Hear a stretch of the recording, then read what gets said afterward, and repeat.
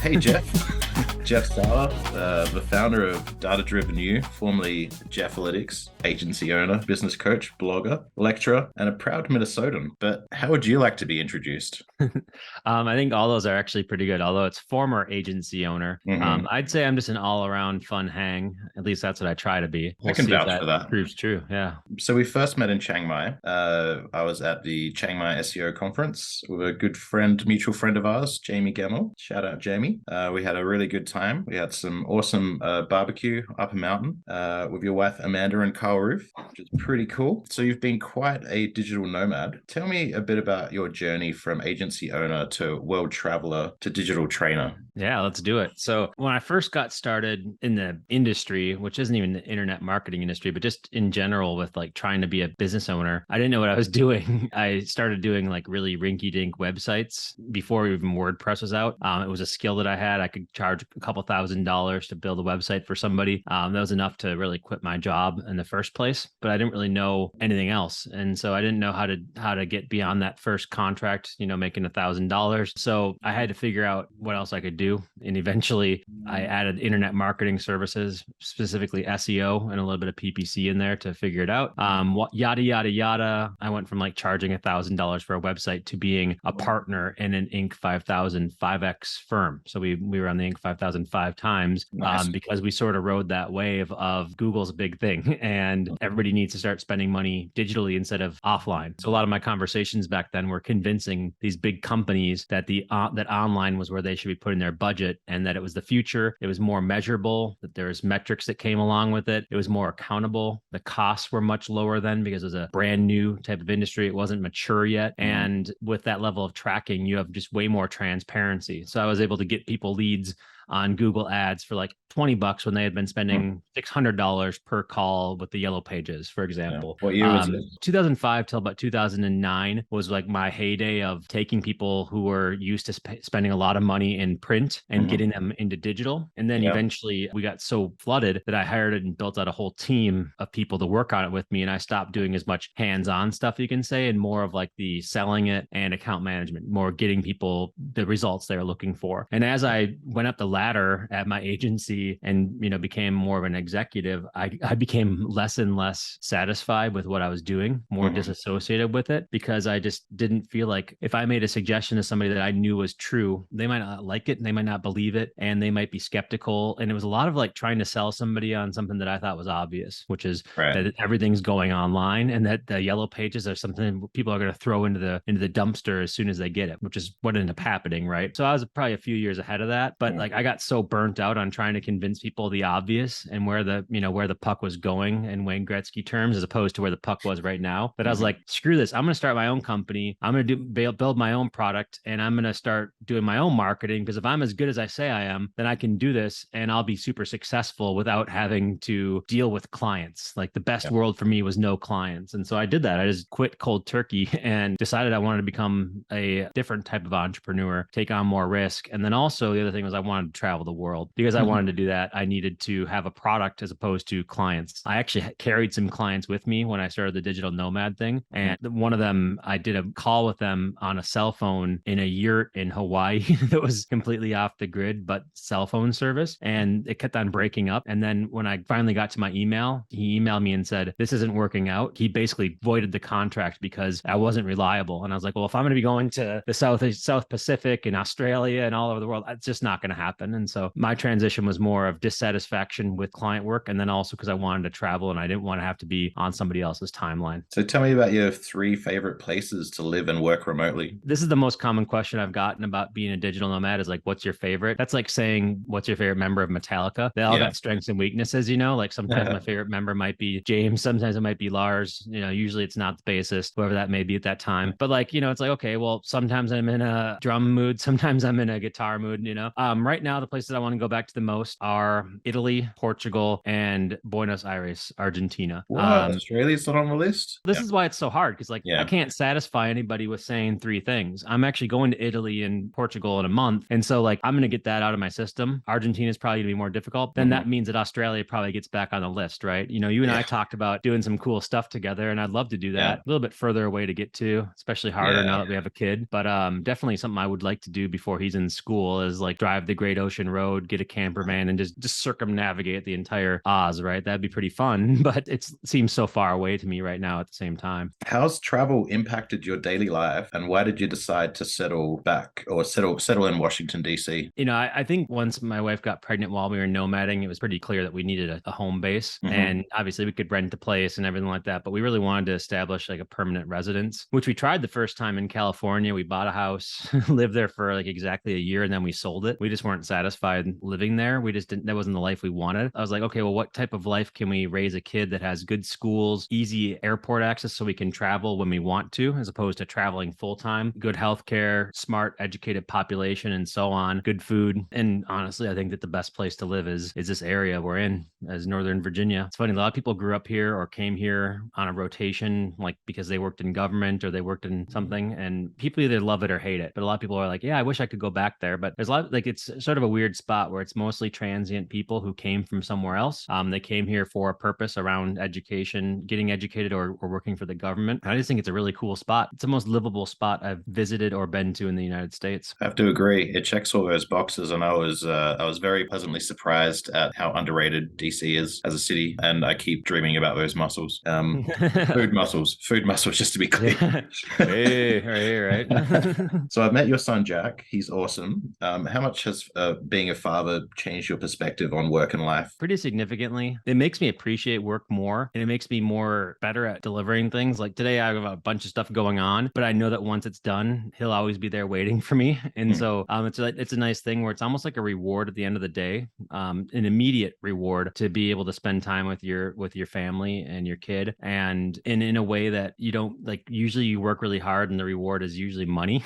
I guess in this case, my reward is that if I work hard, or if I don't, or if I have a bad day, I'm out. I get to go back to this kid who doesn't really care about any of that stuff. He just wants to be around me, and it feels really good. And so it allows me to work hard when I want to work, and then play hard or whatever, or spend time with him when I need a break. And so it's cool to have that. You know, we don't really have a lot of opportunities to completely disassociate or detach yourself from work. It's so hard with devices and everything like that. But when I'm with him, I try to completely detach myself from however the rest of the day was. And it's almost as refreshing as meditating or taking a nap or, doing anything else. And that's super important because, we use our brains quite a lot, and, you need that downtime, and whether it's going for walks, playing with your kid, working out, all the good stuff, eating well. So why is data-driven marketing so important to you personally, but also holistically? Yeah, good one. So it's funny, my company's called datadrivenyou.com. Everybody that when I found the domain name was available, everybody's like, that's the winner, right? I went through a whole branding process trying to figure out what I wanted to be. I'd put like 2 words and then sort of mash them together and then see if the domain was there, see if I could say it. And it was all kinds of stuff. I used a book called Hello, My Name is Awesome. And it just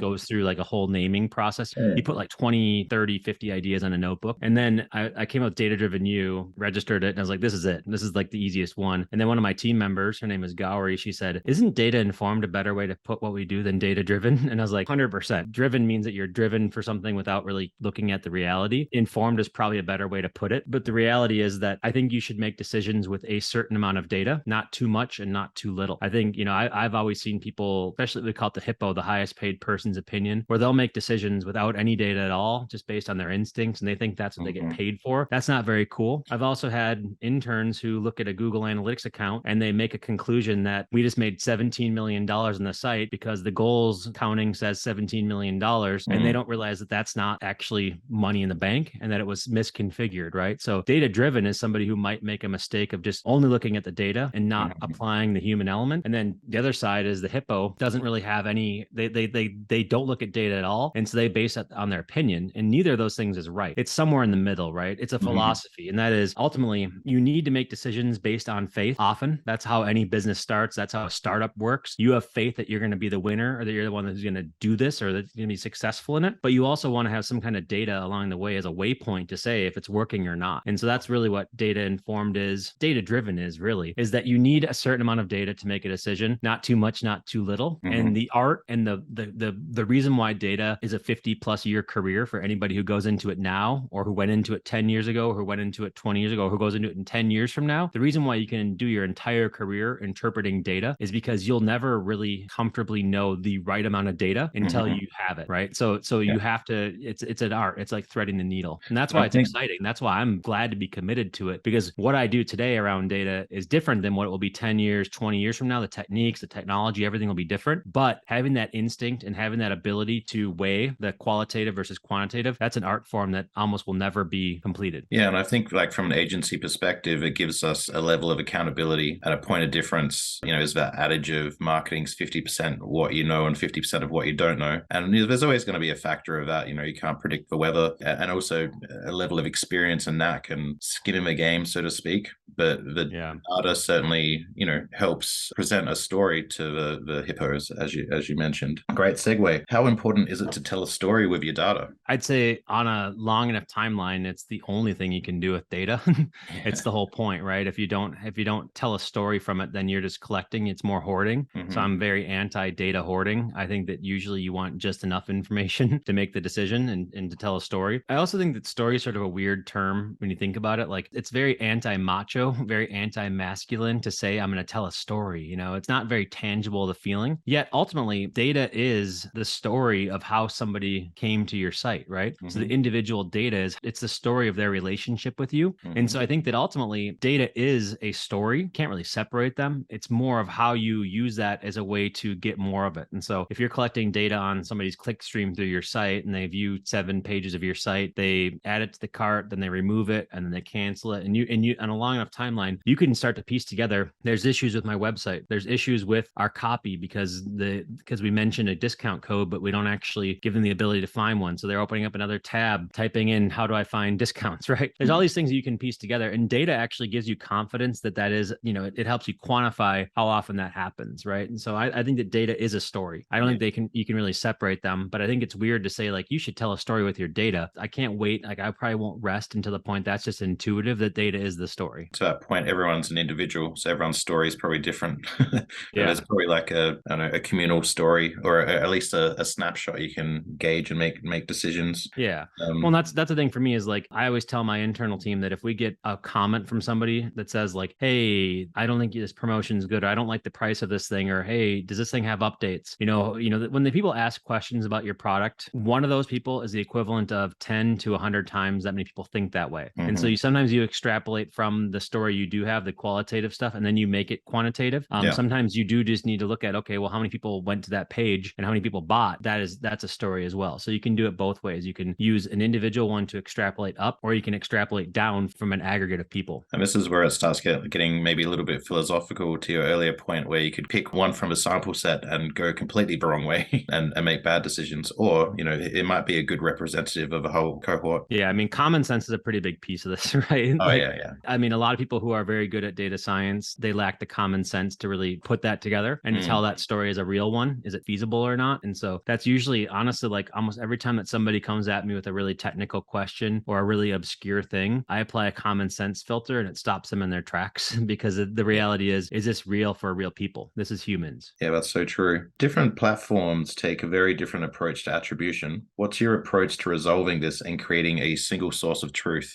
Attribution is a $1 million problem that can save you hundreds of thousands of dollars, or is a $10 million problem that can save you millions of dollars. Small businesses don't need to worry about it. It's when you have a big business with millions of dollars being spent on media, where you want to optimize the media to choose which one will give you the best media mix. So attribution, back in the old school day when I first got started, was called more of like a media mix analysis, right? So right now, attribution is usually something that they talk about with, you know, it's like in the terms of Google. Google attribution would be paid search versus SEO versus paid media or versus Facebook ads. So you're attributing revenue across those things. It's okay. And you will get some savings, but you're probably not going to save much money unless you're spending $10 million a year on your ads. When you're talking about all your media, like TV, like print and so on, stuff like that, and you do a media mix analysis, you can save millions of dollars in doing it that way. And so I'm not a big fan of attribution for most companies. I think it's a big company problem that they can solve on their own. And I think that you get what you put into it. So if you can build a model and in that model, the cost of building it is less than the value you can get by spending money more efficiently, you're good to go. But I think in a digital only world, my biggest problem with it is that oftentimes building the model is more complicated and harder than the money you save. And then these platforms change so much that it gives you false conclusions. Like, for example, if you're running a Google Ads campaign and you run a model from data in 2020, and then you compare that to 2021 data, that model's already flawed because there's so many changes that happen in the ad world that would screw you over. There was COVID. There was the COVID bump, then the COVID loss. There was the iOS 14 that came out that screwed over everybody. There was the change to attribution that Google had. There was platform changes. There was all these different things that honestly, that model, all it's going to tell you is something that you wouldn't be able to fix anyway, right? So this stuff happens and changes so rapidly that I don't really think that attribution or media mix analysis really will give you a ton of value, as opposed to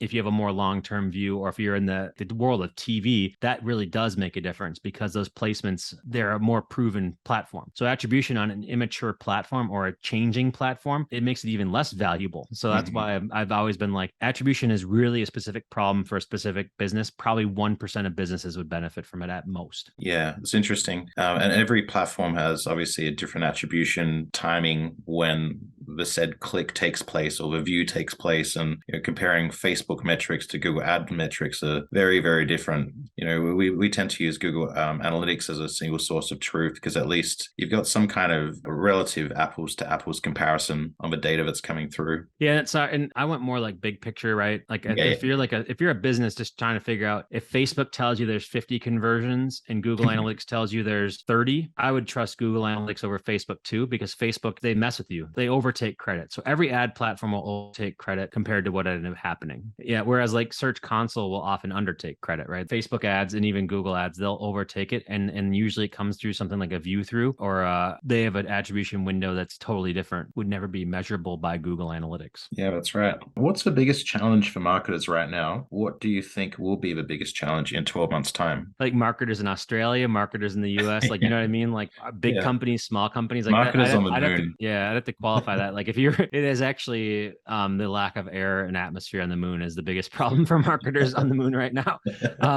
I hate to push it back at you, but it's like putting in the mouth of all marketers what their challenge is without knowing whether they're responsible for paid, organic, email, the website platform, everything like that, attribution. I wouldn't really know what their challenge is. Generally, I can put it in terms that I can understand, and that is, I think everybody should be in charge for at most one KPI as a marketer. And so usually the challenge is making sure that you hit your one KPI. And so if your KPI is search traffic, then your biggest challenge is the algorithmic changes of Google versus the budget you have to build content and links. That's probably your biggest challenge because that's your one KPI. If your KPI is growing leads from paid search, but through a local company, your challenge is rising ad costs on the Google platform and more saturation versus not as many people searching commensurate with that ends up being where there's a smaller pond, yet more competition in there, right? So competition is usually the biggest problem with advertisers. And then if you're a Facebook advertiser, the biggest challenge you have is that what Facebook used to give you is not what they give you anymore. They charge more for the privilege, and yet their algorithms were honed in on a kleptocracy as opposed to a meritocracy. And now you're the one who bears the brunt of it, is that you get worse results for more money because Apple. So let's just say the biggest challenge for all of us, the common thread is Apple.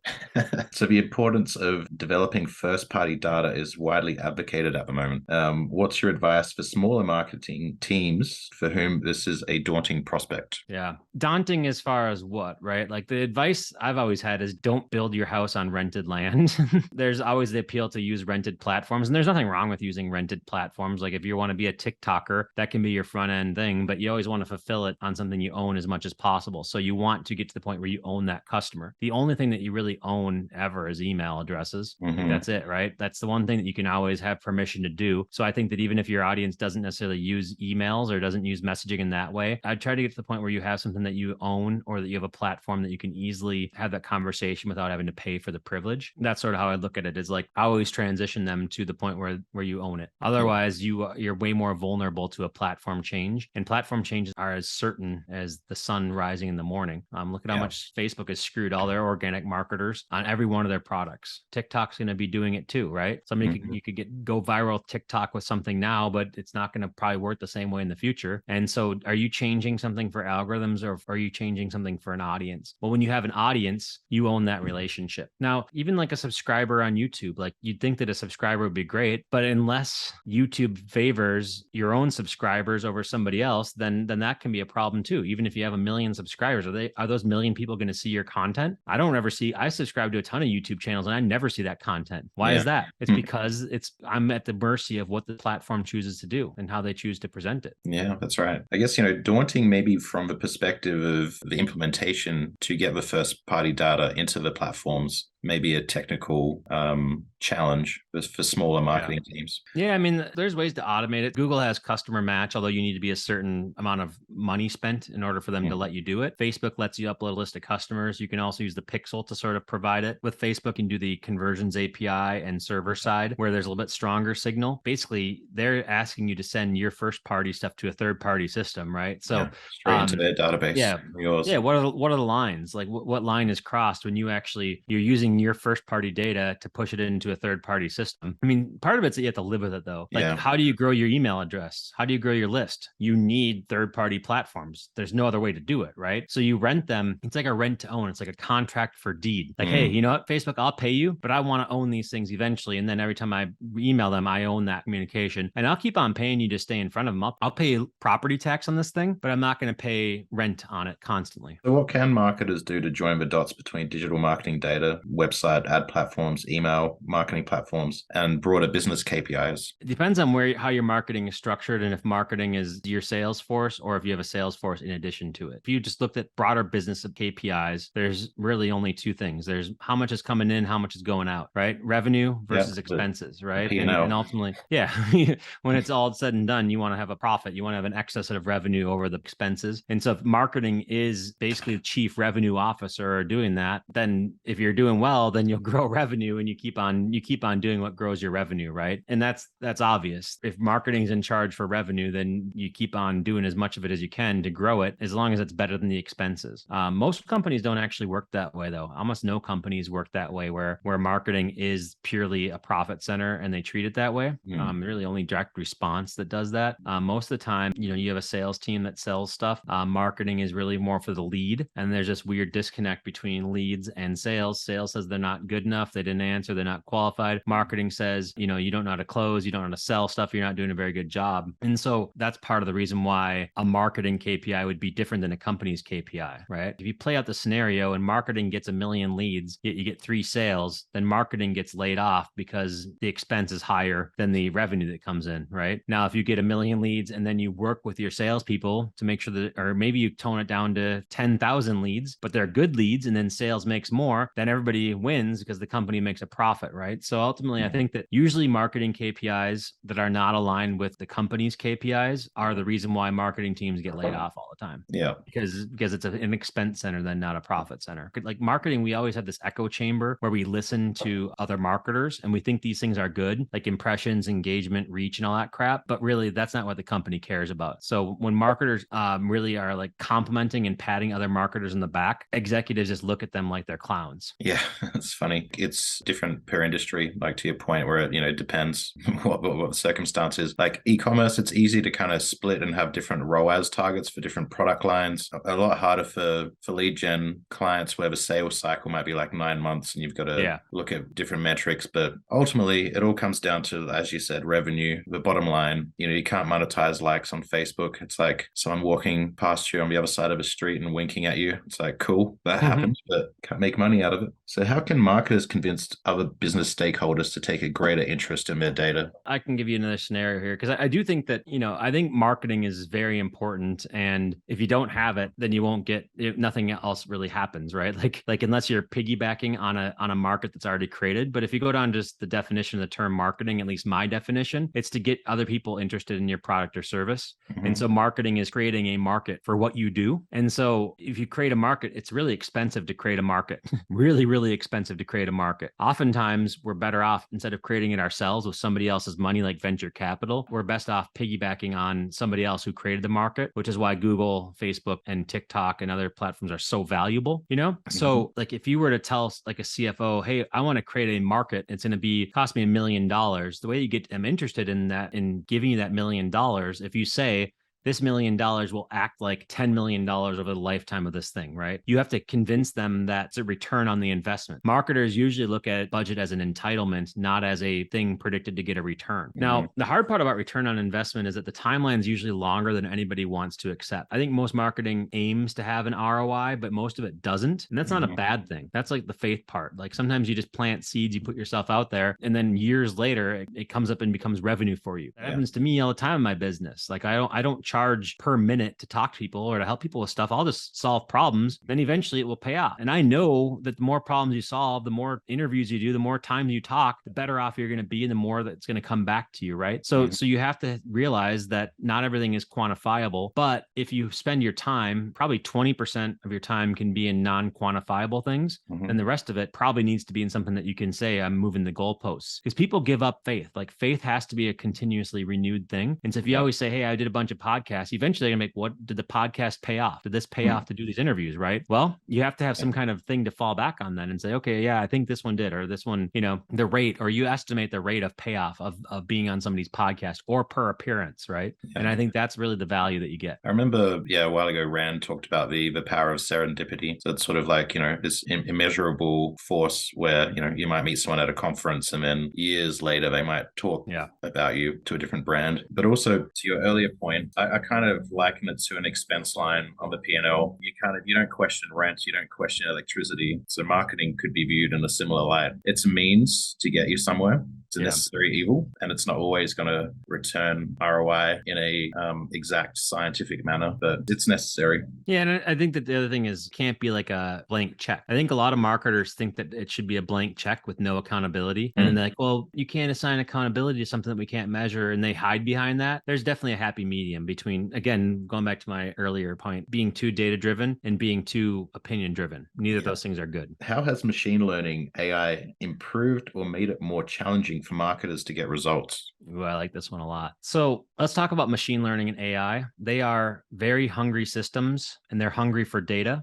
The more data, the more touch points they have, the better chance they have of spitting out good results. Now, the thing that people misunderstand or confuse about these systems is that they're not sentient. They're basically just statistical programs solving statistical problems. And so if you give somebody an input as to anything from a keyword to a bid to a platform to demographics, they feed all those things in there and they try to spit out the best likelihood of a success. And if you give somebody a list of 10 people, their chances of getting the right one is going to be really low because 10 people is not enough. If you give them 10,000, it'd be better. If you give them 10 million, it would be best. Think about it like a poll for elections. They call 600 people or whatever, 700 people, and they say, who are you going to vote for? And they say, well, we think that this person is going to win with a plus or minus 10% of error. The plus or minus 10% of our margin of error is it's often, it can be even worse than that. That's scientific. That is statistical, but it's like, I'd rather talk to 10,000 people or 10 million people, wouldn't you? And so the thing that people misunderstand is that this thing, it's data hungry, and you shouldn't trust a machine with too little data. You shouldn't even turn it on. You need to be at a certain point. But once you get to a certain point, their ability to crunch numbers and to do analysis is way better than anybody's manual ability. So I think it is the future of advertising. It's the present of advertising, actually. Now, this ends up being, a lot of people say, well, my agency is going to go out of business then. Why do they need agencies? Well, the reality is you need somebody that understands how to feed it, right? So your job goes from being the one who feeds the monkey to being the one who runs the machine that feeds the monkey. You still need to do it, right? You still need to feed these things in order for them to be able to eat. And that's the difference. You feed it junk food, it gets fat. Exactly. Grows the net very slowly. Let's talk about the origins of Google Analytics, Urchin, and the convoluted raw data set. So I'm trying to set the scene here for GA4. Yeah, let's do it. Like in 2001, 4 dudes who were surfers in like Southern California California were surfing in the morning and the evening and then doing client work at night or during the day. And their clients wanted to measure websites. And they said, okay, let's do that. Let's create software. And they created something called Urchin.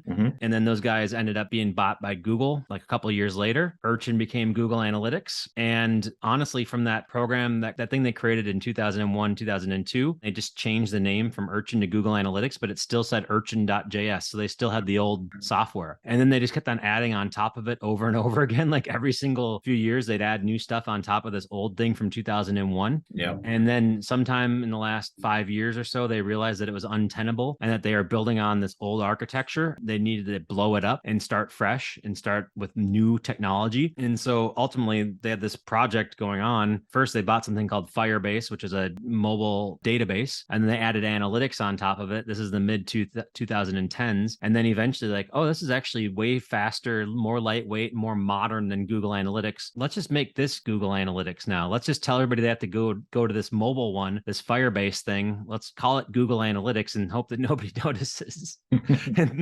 and so they rebranded their mobile analytics tool as first it was Google Analytics App plus Web. And then in 2020, they said, oh, no, now it's called Google Analytics 4, October 2020. And it's in many ways way better because it was started a decade and a half after Urchin started, but just the way they rolled it out has not been great, right? They needed to do something about universal analytics. They said, let's blow it up and let's start fresh. There's also external factors that made them do this with like privacy. The GDPR came out around that time, CCPA. There was just so many problems with using 2001 technology that they had to make a shift. And if you'd have told them what's your ideal timeline for doing this, they would have said, let's roll it out over the course of years and let's give people a chance and everything like that. They're getting sued in court like every day about privacy. Google Analytics is illegal in Austria, apparently, and I saw something about Italy making it illegal, so there's all these different things that say that it's illegal. And it's like, okay, well, if this is illegal, how can we hold on to this old system? We can't change Urchin. It's built on 2001 technology. We kept on adding on to it.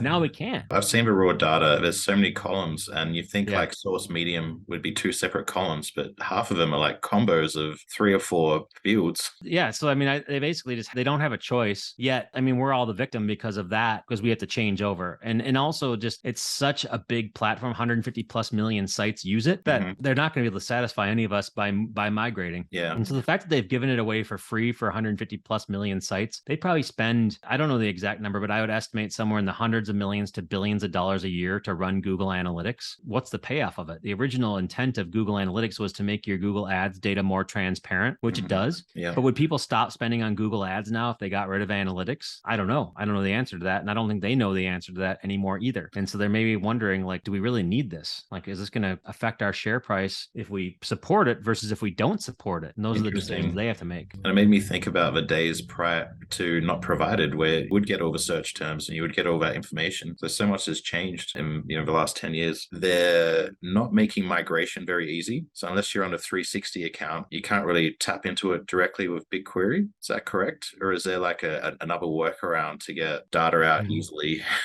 Let's just talk about the intentions. I want to defend Google here and say this to everybody. If your job was if you were at Google and you were getting sued in European courts all the time for something that you don't even charge people for, and you were getting your job was like just answering calls in the middle of the night and like responding to subpoenas and court documents and everything like that about a product that you don't charge for and that really doesn't have any revenue attached to it or barely breaks even or loses money. And yet, what would you do? You'd have to do something, right? We can blame them all we want to. We can conspiracy hat it. But I think that honestly, and there are some things they're probably doing that aren't great, that I wouldn't do or whatever, but I understand their position. But anyway, so your question was more around, what was the question again? People are going to lose their data at a particular cutoff time. So BigQuery is supported in GA4. BigQuery is supported in Universal Analytics 360. It's not supported in GA Universal, like without paying for it. But you have access to the API. You could export data through the API, and then you could use that API to put it into a data warehouse if you want to. Supermetrics has a solution for a data warehouse that I'm experimenting with. I'm going to be doing some stuff with them to try to figure out their solution. But basically, you want to get your data out of UA and into a data warehouse. Right now, usually you have to connect to the API with code and then pull the data out. And since there's a lot of limits around how much data you can get out in a day, how many hits you can do the API, you might need to batch it. So you're pulling one day at a time through history and you're going back every day or you're pulling it and then 2 hours later, you pull another day, or you request it that way. You have to iterate and step through it. So getting data out right now is not super easy without a developer or a tool. There are some tools that allow you to just export your data and push it into BigQuery, but there's nothing that's as easy as click a button and it just works yet, at least that I know of. There is ways around it. It just depends on how much you want to invest in that. I'm sort of waiting until next year to really give my solution for it because I need to experiment still. Like I'm reacting now, but I think the solution will be as easy as one click of a button. It'll put it into a instance of either BigQuery or any other type of data storage. And then that will be something where you can query that against your GA4 data in the future. You'll need like some kind of front end, right? Some kind of interface to grab that data and make it meaningful. I mean, a query engine just allows you to select different rows from the table. Usually you'd want some kind of exploration that makes sense of it. The Supermetrics one, for example, would then interface with Data Studio so you can visualize it, which should be nice. So I'd say the majority of people probably only use about 2% of Google Analytics anyway. So it'd be shortcutting and creating a much more user-friendly interface by something like Data Studio. Yeah. And honestly, I think they use 2% of universal analytics and most of it's unnecessary. And also, if you wanted to really map out your entire company's strategy with all your touch points, you're better off doing that in GA4 and using something like BigQuery and Supermetrics than you would ever be in Universal. So why port over and keep Universal when it was never truly integrated with anything? And why preserve all that versus why don't you make that a data source in your new system, your system that actually works? Yeah.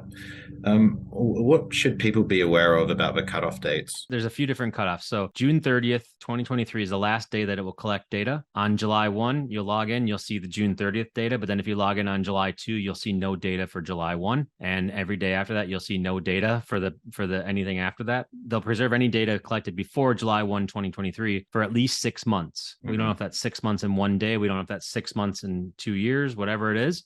We just don't know. And so, and then there's other derivatives of that date. One is if you want to be able to do year over year 2023 conversions, you should have GA4 on your site before the end of 2022. If you want to do quarter 4 over quarter 4 comparisons in 2023, then you want to do it on October 1 of 2022 to get those comparisons. So basically the big one, which is year over year, is already gone, but at least you can start a new year fresh or a new quarter or a new month fresh. And that's why there's an urgency to get GA4 in place. Yeah, going to be a lot of people that are going to have the rug pulled from under their feet. You obviously got a bunch of courses. Could you give me an elevator pitch on what your new GA4 course covers? Yeah, sure. So you just ended the last question with sort of why I created a live GA4 course. And that is that there's so many people who are going to be caught flat-footed and not have data and not know what's happening. And yet it's coming around so quick, the change, that we just don't have time to learn it, especially in a busy world where we just have way too many distractions. The other thing is that people who take online courses that are pre-recorded, the completion rate is less than 5% now. So if you have 20 people sign up for a course, less than like one of them or fewer will actually finish it. So I decided I'm going to teach this live. And so I teach Google Analytics 4 live. I call it the Cover Your Assets Blueprint, CYA. And the CYA courses are a live version of GA4 so that you can get up to speed with exactly what's in there today. When you attend live, you'll always get the latest version of it because it's exactly there. Like we're not doing pre-recorded videos. We're not doing slide decks. We're just live in the interface. And so if anybody wanted to learn the platform live inside out, this is the best way to do it. And so that's how it works. It's a small group setting. So not that many people are in the course and you learn together. You go through the sessions. The one that we're doing right now has 8 sessions. We're going to sort of tighten that up in the future. So future versions might have fewer sessions, but with more Q&A opportunities. And at the end, you get certified. So we're getting people certified in GA4. And the real value proposition is that if you're way too busy to learn, all you need to do is show up and I'll teach it to you. And it's about,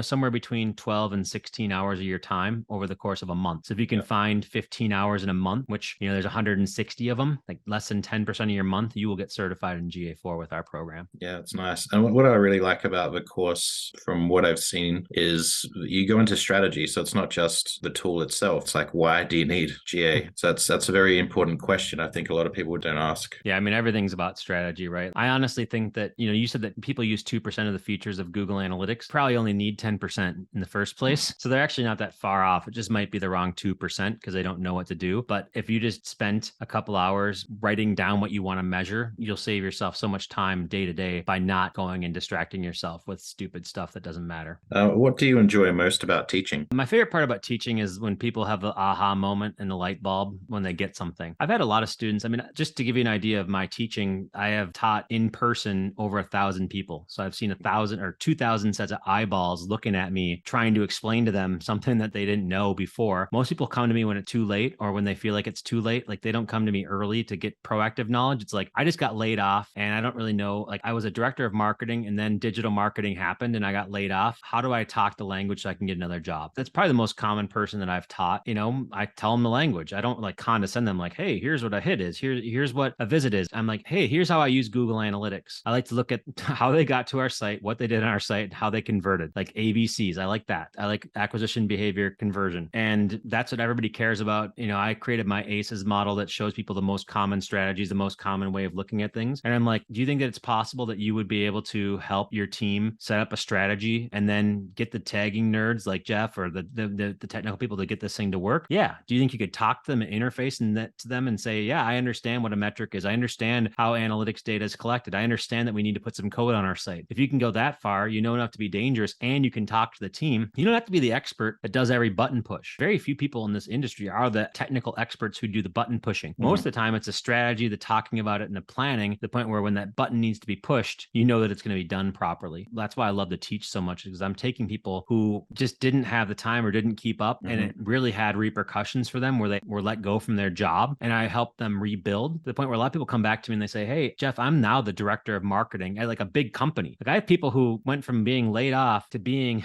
director of something at Best Buy, something at these big companies, Target Corporation. I do most of my teaching in the Twin Cities. So like big, huge corporations from Minnesota. These people are executives now who came to me without any understanding of digital marketing. And that's the most rewarding part, is helping them. That's cool. Yeah, you've got quite a lot of courses as well, not just GA4. Everyone should check them out and get better at marketing. Where do you see the future of data-informed marketing?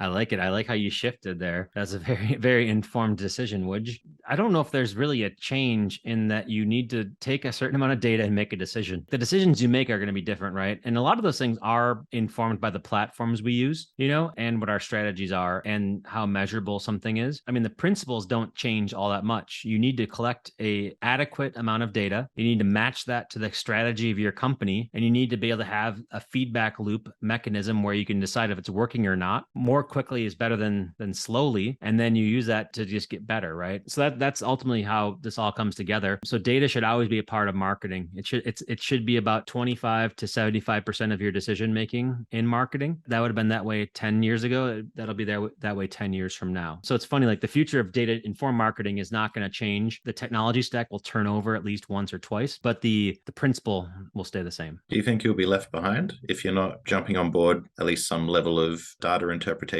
and data involvement in marketing? Like, you know, some ad agencies, very fluffy with their going to be, I mean, they already have been. They were left behind a decade ago, 5 years ago, if they don't have a data component, and they're dying a slow death. If you just look at the platform adoption, digital advertising is over 50%. And so if you have a hole in the side of your business where you can't even account for 50% of the ad spend, you're going to bleed out.